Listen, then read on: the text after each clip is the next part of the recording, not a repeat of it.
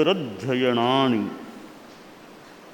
आगम में कहा गया है जन्मम दुखम जरा दुखम रोगाय मरणानि अहो दुखोहु संसारो जत्थ की संति जंतवो। आगम में दुख बताया गया है। एक ही श्लोक में 3 बार दुखम दुखम या दुखो शब्द का प्रयोग हुआ है। यह संसार जिसमें दुख है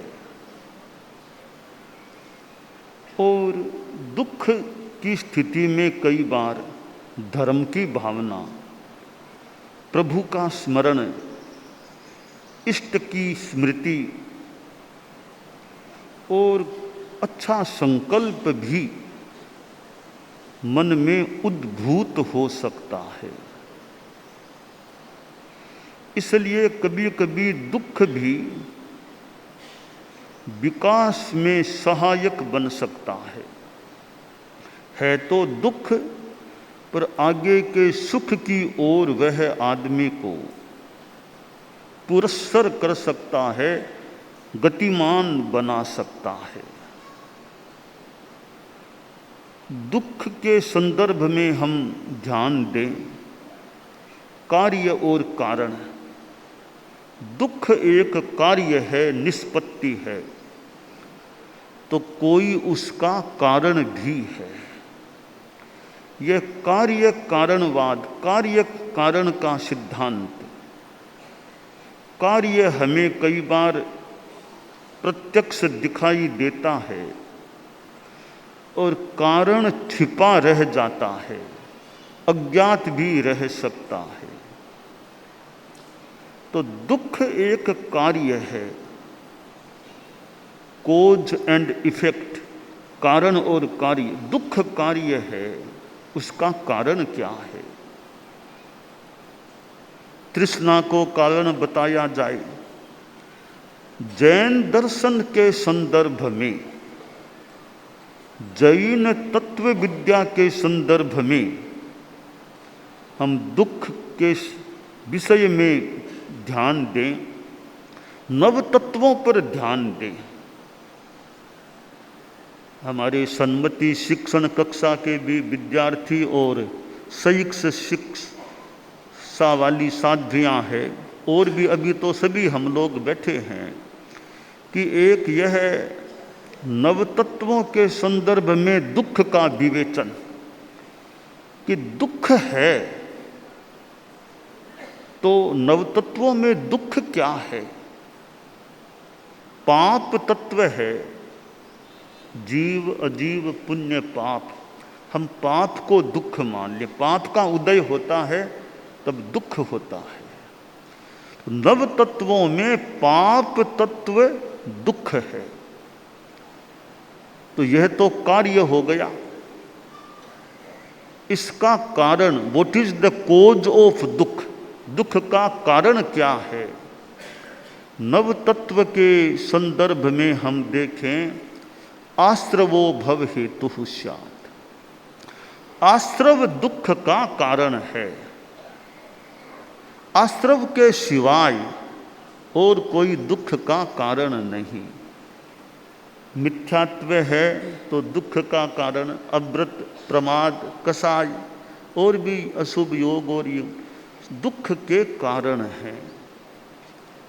तो नव तत्व के संदर्भ में पाप तत्व दुख है और आश्रव तत्व दुख का कारण है। तो प्रश्न है, क्या दुख में ही रहना पड़ेगा या दुख मुक्ति भी कोई चीज है? इसका उत्तर है, दुख मुक्ति भी हो सकती है। नव तत्वों में दुख मुक्ति वाला कौन सा तत्व है? मोक्ष। नवमा तत्व जो मोक्ष है, मोक्ष अपने आप में दुख मुक्ति है। तो दुख तो पाप हो गया, पाप तत्व, दुख का कारण हो गया आश्रव। दुख मुक्ति है, वो मोक्ष है, वो भी कार्य है, मोक्ष भी कार्य है। तो मोक्ष का कारण क्या, दुख मुक्ति का, मोक्ष का उपाय क्या? संबरो मोक्ष कारणम। संबर मोक्ष का कारण है, साथ में निर्जरा को भी जोड़ दे। संबर और निर्जरा दुख मुक्ति या मोक्ष के कारण है। तो पाप आश्रव, मोक्ष संबर निर्जरा, इस प्रकार हम नव तत्वों के संदर्भ में दुख और दुख मुक्ति को विवेचित कर सकते हैं। जैनिज्म के आधार पर यह व्यवस्था बैठ सकती है कि दुख दुख का कारण, दुख मुक्ति दुख मुक्ति के कारण। आगम में यहाँ बताया गया है 4 प्रकार के दुख निर्दिष्ट किए गए हैं कि पहला दुख है जन्मम दुखम, जन्म दुखम, कि जन्म लेना, जन्म भी अपने आप में दुख है। जन्म के समय, जन्म से पूर्व जैसा भी, कि वहाँ भी दुख हो सकता है।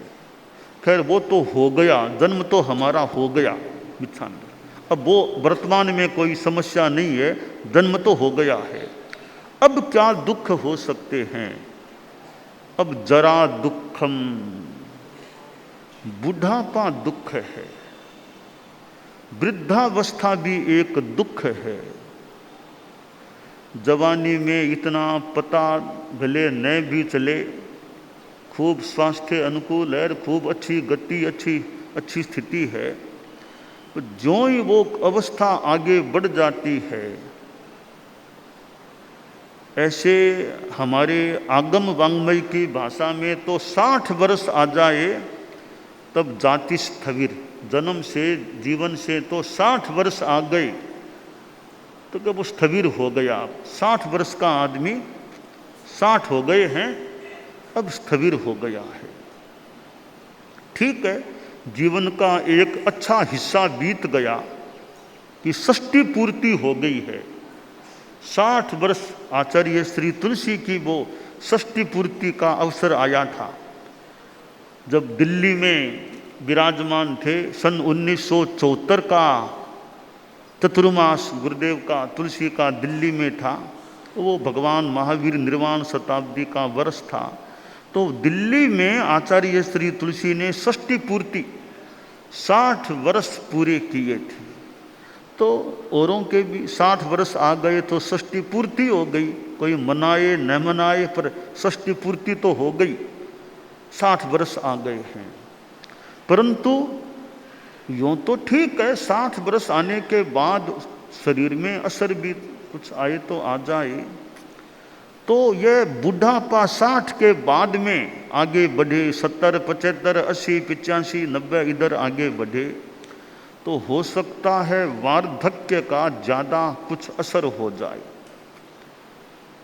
इसलिए हमारे 10वें आलियम में जो कहा गया, जरा जाव न पी ले वाही जाव न बढ़ई, जा विंदियान हायंती ताव धम्मम समायरे, एक सुंदर प्रेरणा है, एक सुंदर मार्गदर्शन है कि ताव धम्मम समायरे, तावत धर्मम समाचरे, तब तक धर्म का समाचरण कर लो। कब तक? जरा जाव न पी ले, जब तक बुढ़ापा पीड़ित न करे। बुढ़ापा पीड़ित करना शुरू कर दे फिर थोड़ी कठिनाई आ सकती है। वो भी सेवा धर्म कि सेवा धर्म की आराधना करनी है तो थोड़ी जल्दी हो जाए। हमारे साधु साधियों के वो 3 वर्ष की सेवा की एक जिम्मेवारी कह दें, दायित्व है, या ऋण, एक ऋण है संघ का। 3 वर्ष तक वो सेवा देना, सेवा केंद्रों में जो भी व्यवस्था है। तो साधु साध्वियाँ सोचे कि भाई 70, 75, 80 पहले हमारा वो 3 वर्षों वाला काम हो जाए, कि बाद में खुद सेवा लेने वाले बन जाएं, फिर कितनी क्या सेवा दे पाएंगे। तो भी हमारी चाकरी सेवा की जो 3 वर्षों की व्यवस्था है वो हमारी संपन्न हो जाए, जब तक ठीक हैं वो काम निबट जाए हमारा। कि 1-2 यात्राएं हो गई तो भाई अब एक ये सेवा की भी यात्रा मान लो, कार्य मान लो, वो भी एक निबट जाए, फिर कभी दूसरा, फिर कभी तीसरा सत्र पूरा हो जाए। तो बुढ़ापा पीड़ित न करने लगे, बुढ़ापा पीड़ित न करे। अगर उससे पहले सेवा का कार्य संपन्न हो जाए तो भी मन में अपनी उत्साह रखेगी कि मेरा निबट जाए काम, जल्दी निबट जाए, 80, 85 ये पहले सारा काम निबट जाए मेरा, बाद में कर पाऊँ या न कर पाऊँ। तो ये बुढ़ापा दुख है। वाही जाव न बढ़ई, रोग को भी दुख कहा गया, रोग दुख हैं। तो व्याधि न बढ़े शरीर में, बीमारी मतलब अवस्था तो ज़्यादा नहीं है, पर बीमारी लग जाए तो फिर भी कठिनाई हो जाए। और ये बीमारियां दुनिया में न लगे तो ठीक बढ़िया, मतलब बाकी किसी के शुगर, किसी के ब्लड प्रेशर, किसी के हार्ट की समस्या, किसी के गोडों की समस्या, किसी के और श्वास की ऐसी कई समस्याएं, बड़ी बीमारियों के तो नाम ही, बड़ी बीमारी का तो नाम ही मुंह में क्यों ले। कोई बीमारी किसी के लग जाए तो ठीक है, कर्म का योग जो भी असात वेदनीय का और का जो भी योग है, अब बीमारी लग जाए तो लग जाए, पर बीमारी का प्रतिकार यथा योग्य किया जा सकता है। मनोबल बना रहे, समता शांति का भाव बना रहे, तो व्याधि बढ़े नहीं और इंद्रियां हीन न हो, कमजोर न पड़े। इंद्रियां कभी सुनाई नहीं देता, आंखों से विशेष दिखता नहीं है, अब क्या कितनी सेवा कर पाएगा। तो जब तक चक्षु ठीक है, कान आदि प्राय ठीक है, अच्छा अपना हाथ आदि सब काम करने में सक्षम है, गोचरी पादी भी ला सके, कर सके, अच्छी व्यवस्था को संभाल सके। कि गोचरी लाना काम है तो व्यवस्था करना भी एक काम है, बडेरों को संभालना भी काम है, उनके पास बैठना भी एक काम है। अब वृद्ध हैं, अक्षम हैं, वो तो एक मूर्तियां सी है, मूर्ति सेवा केंद्रों में, समाधि केंद्रों में है। तो तीर्थ यात्रा, आचार्य श्री महाप्रज्ञ जी का सरदार शहर में महाप्रयाण हो गया था, चतुर्मास भी फिर पूरा होने को या हो रहा था, या चतुर्मास का काल। मैंने कहा भी तीर्थ यात्रा करनी, एक तीर्थ यात्रा करें। आचार्य श्री तो पधार गए, वे तीर्थ यात्रा करते हैं। तीर्थ यात्रा कहाँ करूं, कौन से जगह, कोई तीर्थों में कहाँ कहाँ जाएं। तो मैंने कहा भी हमारे सेवा केंद्र तीर्थ हैं, वहाँ की यात्रा कर लें, सेवा केंद्रों की यात्रा करें, वो तीर्थ है हमारे। तो मैं फिर आचार्य श्री महाप्रज्ञ जी के महाप्रयाण के बाद, चतुर्मास के बाद, ये जो गंगा शहर है, फिर इधर वो लाडनू भी बाद में हुआ होगा, और भी केंद्रों में, और में डूंगरगढ़ क्या भी सेवा केंद्र हमारे वृद्ध जहाँ चारित्रात्माएँ हैं उनके पास जाएं, वो हमारे तीर्थ हैं। तो सेवा मंदिर कह दो, सेवा तीर्थ कह दो, जहाँ वृद्धों की सेवा होती हो, अक्षमों की सेवा होती हो, और वे खुद वृद्ध अक्षम हैं, बस उनके पास चलें, वो हमारी कुछ छोटी सी एक यात्रा हो जाती है। तो जो वृद्ध हैं, अक्षम हैं, उनकी सेवा, उनके पास बैठना भी, उनको कुछ स्वाध्याय आदि करा देना, और कभी कोई ग्रंथ सुना दिया, आगम की बात बता दी, तो यह भी एक वृद्धों की सेवा है। तो व्यवस्था करना भी सेवा है कि सेवा केंद्र में एक व्यवस्थापक या व्यवस्थापिका है सेवा केंद्र का और साथ वाले हैं ही, तो गोचरी भी करना काम है, दवाई लाना भी काम है, और वृद्धों आदि को संभालना, उनकी व्यवस्था करना, यह काम ऐसे यह ऐसे, उनकी दवाई आदि की व्यवस्था, कभी डॉक्टर को दिखाना, तो यह सेवा कार्य है। वो शरीर की सक्षमता रहे तब तक संपन्न हो जाए तो एक बढ़िया काम हो सकता है। तो आगम में जो कहा गया जन्म दुख है, जरा यानी बुढ़ापा दुख है, रोग भी दुख है और मरण भी दुख है। मरण दुख है, आदमी को मरण का भी भय लग सकता है कि भी मौत की बात हो रही है, तो उसमें भी समता और निर्भीकता रहे। आचार्य श्री तुलसी राणावास पधारे थे, राणावास विराज रहे उधर, तो वो एक बात फैली, थोड़ी एक बात यूँ उन दिनों में फैली थी, बस अमुक दिनांक, उसके बाद बस अमुक गुरुदेव तुलसी के बारे में। तो वो एक आदमी के सामने ऐसी कोई बात करे, थोड़ा मन में कंपन हो जाए, क्या बात हो रही है, क्या बात हो रही है। तो ऐसी स्थिति में भी अगर समता रहे, निर्भीकता रहे, कोई चिंता नहीं। यह खास बात है कि मरण की बात की अफवाह भी फैल जाए तो भी अपनी समता रहे, अभय का भाव रहे। तो ये 4 दुख बताए गए हैं, जन्म, जरा, रोग और मृत्यु। अहो दुखो हु संसारो, संसार में दुख है, ये संसार खुद दुख है। जत्थ की संति जंतवो, जहाँ जंतु प्राणी क्लिष्ट होते हैं, दुख पाते हैं, क्लेश पाते हैं, ऐसा यह संसार है। इस संसार में, इस दुख संसार में जो दुख मुक्ति की साधना करे, संबर निर्जरा की साधना करे, वो विशेष बात होती है। संबरो मोक्ष कारणम, संबर मोक्ष का कारण है। यूँ थोड़ा विवेचन हम करें कि संबर और निर्जरा दोनों में ज़्यादा इम्पोर्टेंट, ज़्यादा महत्वपूर्ण कौन है, तो मेरे मन में तो यूँ आया हुआ है कि संबर ज़्यादा महत्वपूर्ण है।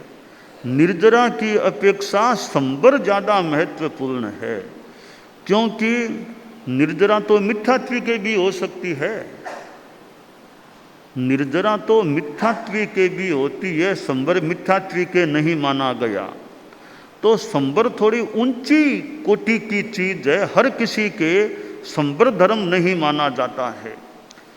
और संबर में जिसने रोक दिया, पाप कर्मों का आगमन रोक दिया, तो निर्जरा के लिए प्रयास विशेष नहीं भी करेंगे, संबर पुष्ट है तो बंधे हुए कर्म तो अपने आप ही कभी झड़ेंगे, उनका तो कालमान पूरा होगा, उनको तो झड़ना ही पड़ेगा, कोई प्रयत्न नहीं भी करें, संबर पुष्ट है तो बंधे हुए कर्मों को तो टाइम आने पर झड़ना ही पड़ेगा, कोई उपाय है ही नहीं, तो झड़ना तो अपने आप ही हो जाएगा। पर संबर के लिए कुछ करने की मानो करें, प्रयास करें तो संबर धर्म है। निर्जरा धर्म की तुलना में संबर धर्म ज़्यादा इम्पोर्टेंट, बहुत महत्वपूर्ण है। तो साधु के 2 संबर, सम्यक्त्व संबर और व्रत संबर, 6ठे गुणस्थान में भी ये 2 संबर हो जाते हैं। 5वां गुणस्थान है, वहाँ सम्यक्त्व संबर तो माना गया, पर चारित्र आत्मा यानी व्रत संबर पूरा नहीं होता, सर्ववृत्ति नहीं होती, इसलिए वहाँ एक संबर तो है, दूसरा यो संबर नहीं, और हो तो कोई ईसत देश व्रत संबर कोई मान सकते हैं, संभवतः बाधा नहीं है। तो फिर आगे अप्रमाद, अकसाय और एकदम सर्वोच्च स्थिति संबर की 14वां गुणस्थान है। सर्वथा संबर, जहाँ आश्रव है ही नहीं, पूर्णतया संवर, जब अयोग संवर आ जाता है, मन वचन काय का निरोध हो जाता है, मन वचन काय की प्रवृत्ति का निरोध हो जाता है, वह अयोग संवर है, बहुत अल्पकालिक, यानी ए ई उ री लरी 5 रस्वाक्षर उच्चारण काल वाला, वो थोड़े समय का है, वो आ गया। अब पूर्णतया संवर, सारे संवर वहाँ उपलब्ध हो जाते हैं। तो दुख मुक्ति का उपाय यह संवर की साधना होती है, और यह दुख है उससे कई बार वैराग्य भाव, कुछ अच्छा करने की प्रेरणा जाग सकती है। कैसे? परम पूजनीय, परम वंदनीय, परम श्रद्धेय आचार्य भिक्षु को हम याद करें। दुख ने उनको मानो प्रेरणा दी। जब स्वामी जी राजनगर, उस पूर्व की अवस्था में राजनगर पधारे थे, और वो दो श्रावकों से बातचीत और हुई, रात्रि में जो बुखार की स्थिति रही, तो संत भीखण जी कह दें, स्वामी जी कह दें, उनके मन में मानो एक आंदोलन हुआ, आंदोलन कि शरीर की यह स्थिति कैसे बन, इतना बुखार कैसे। अब एक चिंतन को मानो सामग्री मिलती है कि यह मेरी कष्ट की स्थिति, बुखार की स्थिति, यह जो भी बेचैनी वगैरह जो भी हुआ हो, बमन हुआ हो, वोमिटिंग हुआ हो, जो भी हुआ हो, यह स्थिति कैसे बनी। अब यह जो कष्ट कह दें, बुखार कह दें, यहाँ एक चिंतन उभरता है कि मैंने यथार्थ को झुटलाने का प्रयास किया है, यथार्थ को झुटलाने का प्रयास किया, वो ठीक नहीं किया, गलत हो गया मेरे से। आज यह मेरी शरीर की स्थिति है, मान लो अभी कुछ हो जाए, या आयुष्य कर्म का बंध भी हम कल्पना करें हो जाए, तो कहाँ जाऊँगा आगे, कौन सी गति में जाना पड़ेगा। मैंने झुटलाने का काम किया है यथार्थ को। अब इस बुखार में अब वो एक संकल्प जागता है, अब मुझे यथार्थ को, यथार्थ प्रगट यानी आगम का अनुसंधान कर कि जो सही है उस पर ध्यान देना है। और एक वो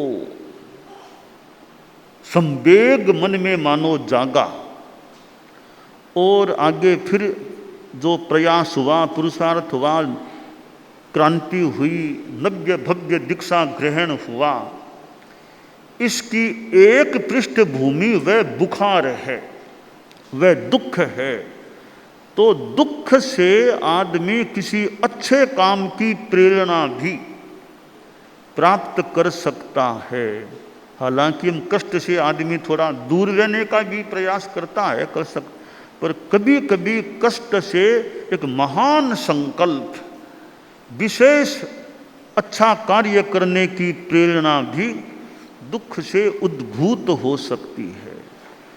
तो ये जो दुनिया में कष्ट हैं, दुख हैं, धर्म एक ऐसा तत्व है जो दुखों से छुटकारा दिलाने वाला सिद्ध हो सकता है। संन्यास ऐसा तत्व है दुख मुक्ति दिलाने वाला बन जाए। राजकुमार, सुख में रहने वाला, ऐश आराम में रहने वाला, कोई मानो दुख की बात नहीं, सुख में रहने वाला, राजघराने में पलने पुसने वाला, एक दिन बाहर गया कोई घूमने के लिए, रथ पर आरूढ़ था, सारथी रथ का संचालन कर रहा था।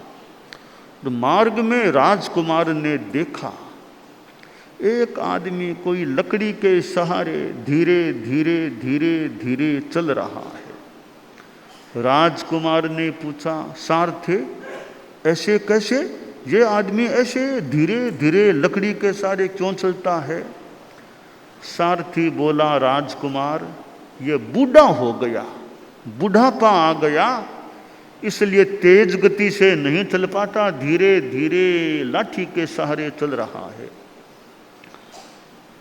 राजकुमार ने सोचा, अरे यह तो दुख है, ऐसे धीरे धीरे चलना होता है। बुढ़ापा आने तो क्या मैं भी बूढ़ा बनूंगा? उम्र आती है तो बूढ़ा तो आदमी बनता है। सोचा अरे ये बुढ़ापा तो दुख है, ओहो दुख है, चलो भाई वापिस चलो, दुख की बात है, अब नहीं घूमना, चलो।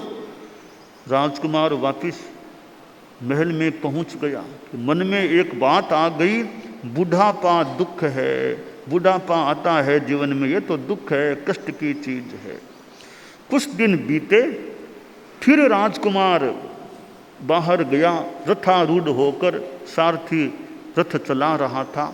कुछ आगे बढ़े, एक आदमी फिर मिला, कैसे ही कुबड़ा सा और सा लग रहा था। पूछा यह आदमी कौन, ऐसे कैसे शरीर ऐसा कैसे हो गया? सारथी बोला कुमार प्रवर, यह बीमार आदमी, रोग हो गया, बीमारी हो गई, इसका शरीर अब ऐसा हो गया है। रोग क्या? मेरे भी रोग हो सकता है क्या? अभी रोग तो अब शरीर में हो तो हो जाए। अरे रोग तो दुख है, रोग तो दुख है, चलो वापिस चलो, दुख है ये तो। वापिस महल में आ गया। अब दिमाग में दो बातें कि बुढ़ापा दुख है, रोग दुख है। कई दिन बाद आज फिर घूमने चले, रथारूढ़ होकर चला। कुछ आगे बढ़ा, देखा रे कई लोग, जुलूस सा जा रहा है, चार आदमी कंधों पर कोई लिए हुए रियों जा रहे हैं रे। पूछा ये क्या, ये लोग कहाँ जा रहे हैं, किसको ले जा रहे हैं? राजकुमार बहुत अनभिज्ञ था, बहुत भोला अनभिज्ञ था, जानता नहीं ये बातों को। सारथी बोला महाराज ये आदमी मर गया, इसलिए दाह संस्कार के लिए इसको, ये चार आदमी जो हैं कंधे पर इसको उठाकर इस अर्थी को स्मशान ले जा रहे हैं। कहा मरना क्या होता है? मरना भी जानता नहीं राजकुमार तो, कि महाराज जन्म होता है ना, तो एक दिन आदमी मरता जरूर मरता है, तो क्या मैं भी कभी मरूंगा? महाराज मेरे मुंह से क्यों कहलवाते हो आप मरोगे? आप क्यों मरो, खूब जियो आप तो। पर वस्तु स्थिति मेरे से पूछो तो कोई भी अपवाद नहीं है मौत का, हर आदमी को मरना पड़ता है, बड़े से बड़ा चक्रवर्ती जैसा आदमी भी मरता है। तो मैंने इतना सा कह दिया, हर आदमी मरता है, आप देख लो अब आपकी भी क्या स्थिति होगी। अच्छा मैं भी मरूंगा, ओहो ये मरना तो दुख है, चलो वापिस चलो अपने। फिर महल में आ गए। अब मन में अरे ये बुढ़ापा दुख है, रोग दुख है, मरना मृत्यु भी दुख है, इतने दुख हैं संसार में, मुझे भी कभी मरना पड़ेगा, मुझे भी बुढ़ापा आ सकेगा, कभी बीमारी भी लगे तो लग जाए। तो आगम में जो ये बताए गए हैं, जरा दुखम रोगाय मरणाय, जन्मम तो है ही, तो रोग दुख है, जरा दुख है, रोग दुख है, मृत्यु दुख है। अब राजकुमार के मन में एक खोज की भावना, इन दुखों से छुटकारा प्राप्त करने का उपाय क्या है वो खोजना चाहिए। दुखों से छुटकारा कैसे मिले? दुख तो मैंने जान लिए, अब छुटकारा कैसे, मुक्ति कैसे हो, यह खोज की मन में, दुख मुक्ति का उपाय क्या है। फिर एक दिन घूमने के लिए निकला और आज रास्ते में देखा कोई सामान्य वेशभूषा से अलग वेश में कोई आदमी है। तो राजकुमार ने पूछा सारथे यह आदमी ऐसे कैसे, इसकी वेशभूषा अलग है, सामान्य इंसान से अलग सी वेश है, कपड़े हैं। सारथी बोला कुमार प्रवर यह सन्यासी है, साधु है, यह सामान्य गृहस्थ नहीं है, इसने गारहस्थ्य को छोड़ दिया, परिवार छोड़ दिया, घर छोड़ दिया, साधना में लग गया, यह साधु है, सन्यासी है। तो सारथे यह सन्यासी क्यों बना, साधु क्यों बना है? सारथी बोला दुख मुक्ति पाने के लिए यह साधु बना है। अब कुमार को उत्तर मिल गया, जो मन में प्रश्न था कि दुख मुक्ति का उपाय क्या, हाँ यह उत्तर मिल गया मुझे। दुख मुक्ति का उपाय है साधु बन जाना, संन्यास ले लेना, यह दुख मुक्ति का उपाय है। उत्तर मिल गया। भी अब चलते हैं, महल में गए भी, दुख मुक्ति का उपाय तो संन्यास लेना है, साधु बनना है। और राजकुमार में वो संवेग जागा, परिवार को छोड़ा और निकल गए साधना के लिए। तो यह दुख मुक्ति का उपाय साधुत्व है, यह संवर की साधना है। साथ में निर्जरा भी दुख मुक्ति में सहायक है, उपाय है। तो ये जो दुख बताए गए हैं आगम में, जन्म जन्मम दुखम जरा दुखम रोगाय मरणानिय अहो दुखो हु संसारो जथ की संति जंतवो। जन्म दुख है, जरा दुख है, रोग दुख है, मृत्यु दुख है, यह संसार दुख है जहाँ जंतु क्लिष्ट हो रहे हैं, होते हैं। तो यह चारित्रात्मा बन जाना तो मानो दुख मुक्ति के मार्ग पर स्थित हो जाना है।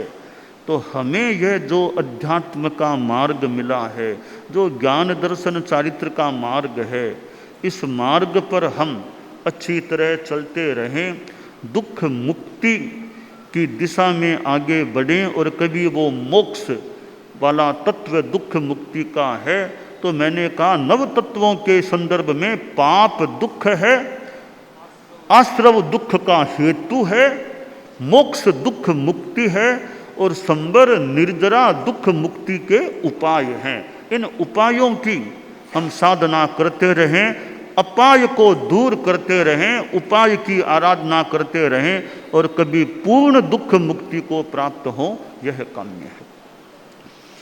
दानान सिद्धम अभयपयाणम सच्चे सुया अणवज्जम वयंती तवे सुया उत्तम बंभचेरम लोगुत्तमे समणेनाय